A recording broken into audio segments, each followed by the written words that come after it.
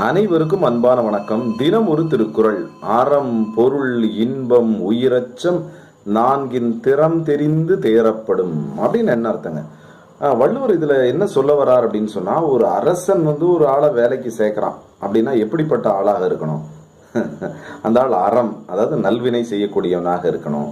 அதே போல பொருள் அப்படின்னு சொன்னா உடைமை, சரிங்களா? அவனோட பிலாங்கிங்ஸ், அவன் என்னென்ன எல்லாம் அவங்ககிட்ட இருக்கு.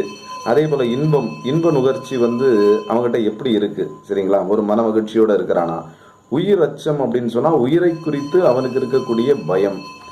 இந்த 4 விஷயங்களுடைய திறம் தெரிந்து, சரிங்களா, அதனுடைய வல்லமை தெரிந்து, இந்த 4 விஷயங்களும் அவன் எப்படி சவுண்டா இருக்கிறான் அப்படின்றது தெரிந்து கொண்டுதான் அவனை என்ன பண்ணணும், வேலைக்கு சேர்க்கணும்.